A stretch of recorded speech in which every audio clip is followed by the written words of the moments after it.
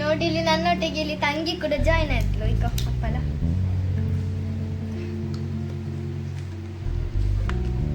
ಹೇಗುಂಟು? Pepper super ಅಲ್ಲ, ಕ್ರಿಸ್ಪಿಯಾಗಿ super ಉಂಟು. ಸೂಪರ್ ಮಾಡು ಹೀಗೆ ಸೂಪರ್.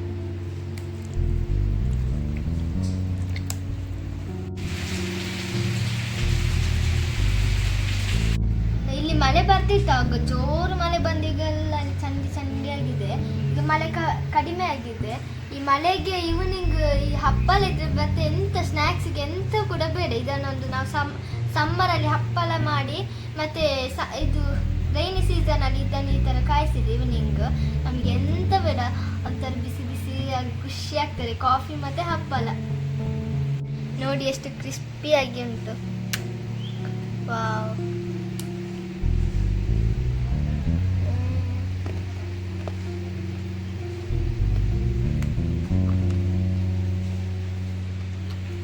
ಕ್ರಿಸ್ಪಿಯಾಗಿ ಟೇಸ್ಟ್ ಉಂಟು ಹಪ್ಪಳ.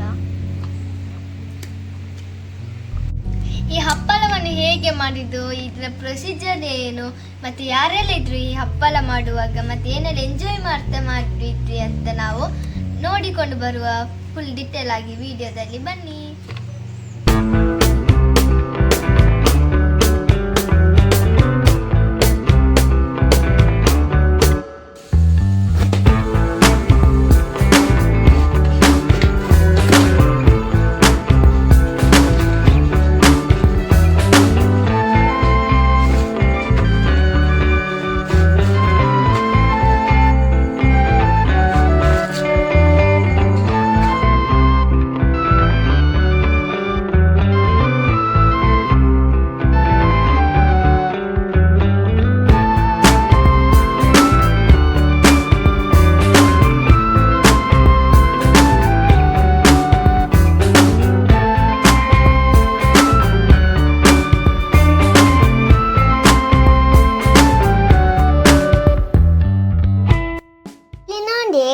ಇದನ್ನು ಹಪ್ಪಳ ಮಾಡಲಿಕ್ಕೆ ಆಗ್ತದೆ. ಹಲಸನ್ನು ಇಲ್ಲವ ಕೊಯ್ತೆ ಅದನ್ನು ಸಿಪ್ಪೆಟ್ಟಿಗೆ ಇಟ್ಟಿದ್ದಾರೆ ನೋಡಿ.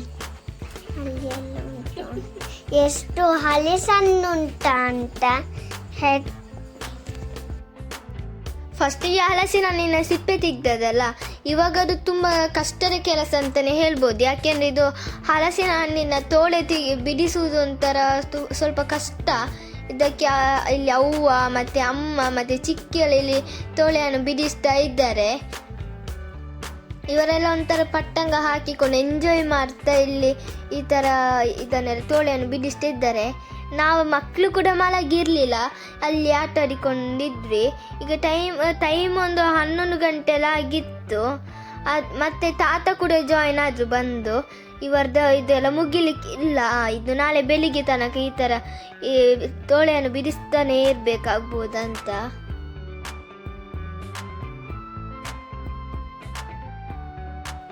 ಇವಾಗ ಒಂದು ರಾತ್ರಿನೇ ಈ ಥರ ಒಂದು ಹಲಸಿನ ಹಣ್ಣಿನ ತೋಳೆಯನ್ನು ಈ ಥರ ದೊಡ್ಡ ಇಡ್ಲಿಯ ಮಡಿಕೆಯಲ್ಲಿ ಈ ಥರ ಹಾಕ್ತಿದ್ದಾರೆ ಬೇಯಲಿಕ್ಕೆ.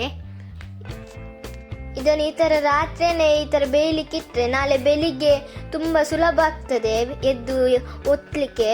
ಈಗ ನೋಡಿ ಅಂತ ಇದು ಚೆನ್ನಾಗಿ ಬೆಂದಿದೆ. ಇವಾಗ ಇದನ್ನೊಂದು ಪಾತ್ರೆಗೆ ಹಾಕಿಕೊಳ್ಬೇಕು. ಮತ್ತು ಈ ಹಲಸಿನ ಹಣ್ಣಿನಲ್ಲಿ ಕ್ಯಾಲ್ಶಿಯಮ್, ಮೆಗ್ನೇಷಿಯಮ್ ಮತ್ತು ವಿಟಮಿನ್ ಕೆ ಇರ್ತದೆ. ಮತ್ತು ಕ್ಯಾಲ್ಶಿಯಮ್ ಮೂಳೆಗಳಿಗೆ ಅಂದರೆ ಬೋನಿಗೆಲ್ಲ ತುಂಬ ಒಳ್ಳೆಯದು.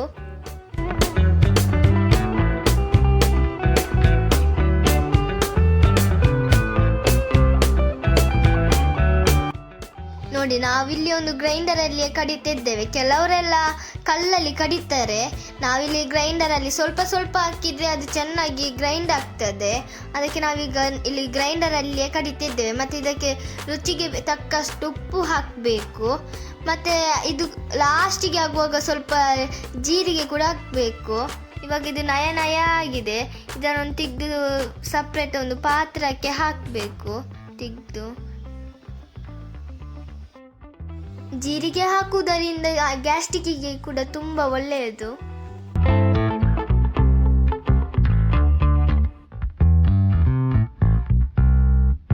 ನೋಡಿ ಇಲ್ಲೆಲ್ಲ ಈಗ ರೆಡಿಯಾಗಿದೆ. ಇವಾಗ ಇಲ್ಲಿ ಹರ್ಷ ಬಾಬು ಇಲ್ಲಿ ಒತ್ತಲಿಕ್ಕೆ ಕೂಡ ರೆಡಿಯಾಗಿದ್ದಾನೆ. ಅದಕ್ಕೆ ಸ್ಮಯ ಬಂದು ನಾನು ಒತ್ತುತ್ತೇನೆ. ಹರ್ಷ ಮತ್ತು ಸ್ಮಯಲ್ಲಿ ಗಲಾಟೆ ಮಾಡ್ತಾ ಇದ್ರು. ಅದಕ್ಕೆ ಅತ್ತೆ ಹೇಳಿದ್ರು, ಯಾರು ಸಹ ಮಕ್ಕಳು ಒತ್ತಿರ್ಬೇಡ, ನಾನು ಒತ್ತುತ್ತೇನೆ ಅಂತ. ಈಗ ಹಾಗೆ ಇಲ್ಲಿ ಅತ್ತೆ ಇಲ್ಲಿ ಹಪ್ಪಳವನ್ನು ಒತ್ತುತ್ತಾ ಇದ್ದಾರೆ. ಮತ್ತು ಇಲ್ಲಿ ಒಂದು ದೊಡ್ಡ ತರ್ಪಲ್ ತಗೊಂಡಿದ್ದಾರೆ ಒತ್ತಲಿಕ್ಕೆ. ಮತ್ತು ಇದು ಚಾಪೆ ಅಂದರೆ ಒಂದು 6-7 ಬೇಕಲ್ಲ, ಅದಕ್ಕೆ ಒಂದು ದೊಡ್ಡ ಇದು ತಗೊಂಡಿದ್ದಾರೆ ತರ್ಪಲ್. ಬೇಗ ಆದ ಕಾರಣ ಒಂದು ಅಂಗಳದಲ್ಲಿ ಒತ್ತಲಿಕ್ಕೆ ಆಗ್ತಿತ್ತು ಹಪ್ಪಳವನ್ನು. ಇವಾಗ ಒಂದು 6:30 ಆಗಿರ್ಬೋದು ಟೈಮ್, ಹಾಗಾಗಿ ಬಿಸಿಲು ಕೂಡ ಇರಲಿಲ್ಲ.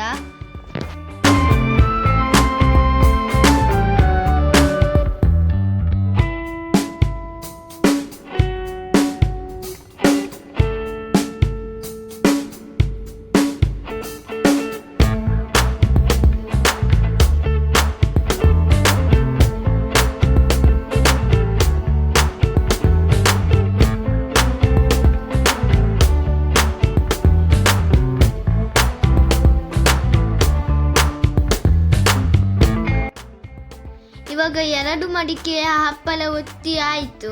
ಮತ್ತು ಇವಾಗ 3ನೇ ಮಡಿಕೆದು ಹಪ್ಪಳ ಒತ್ತಲಿಕ್ಕೆ ಆಗುವಾಗ ಅದರಲ್ಲಿ ಸ್ವಲ್ಪ ಹಣ್ಣು ತೋಳೆಗಳು ಜಾಸ್ತಿ ಇತ್ತು. ಹಾಗೆ ಅದನ್ನು ಒತ್ತಿ ಅದರ ಪ್ಲ್ಯಾಸ್ಟಿಕ್ಕನ್ನು ಎದ್ದಲಿಸಲಿಕ್ಕೆ ಆಗ್ತಾ ಇರಲಿಲ್ಲ. ಮತ್ತು ಇಲ್ಲಿ ನೋಡಿ ಅಂತೆ ಸ್ವಲ್ಪ ಎಣ್ಣೆ ಹಾಕಿ, ಮತ್ತು ಲಾಸ್ಟಿಗೆ ತರ್ಪಲಿಗೆ ಎಣ್ಣೆ ಹಾಕಿ, ಮತ್ತು ಅಲ್ಲಿ ಪ್ಲ್ಯಾಸ್ಟಿಕ್ಕಲ್ಲಿ ಈ ಥರ ಕೈಯಲ್ಲಿ ಲೆವೆಲ್ ಮಾಡ್ತಿದ್ರು.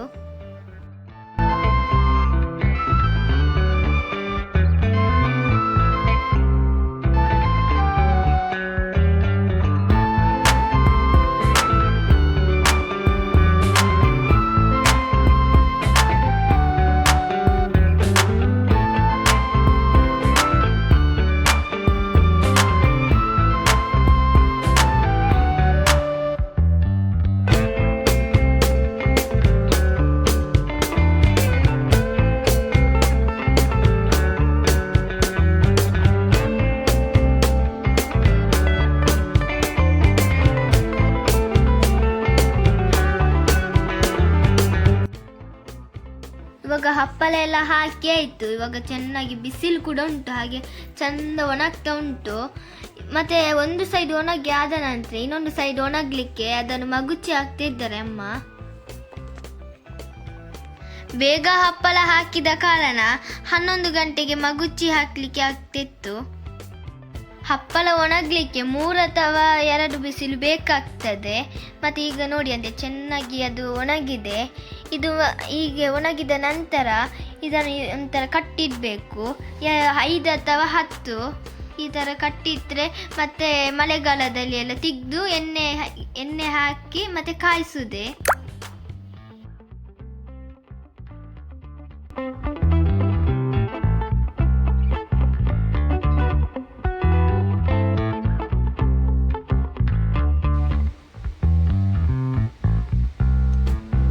ನಾವು ಸಮ್ಮರಲ್ಲಿ ಕಷ್ಟಪಟ್ಟ ಕಾರಣ ಈ ಥರ ಈಗ ಜೂನ್ ಅಥವಾ ಜುಲೈ ಸೀಸನಲ್ಲಿ ಈ ಎಣ್ಣೆ ಅನ್ನು ಹಾಕುವುದು ಮತ್ತು ಹಪ್ಪಳವನ್ನು ಹಾಕುವುದು, ಕಾಯಿಸುವುದು ಮತ್ತು ತಿನ್ನುವುದು ಈ ಮಳೆಗಾಲದಲ್ಲಿ ಸೂಪರ್ ಅಲ್ಲ?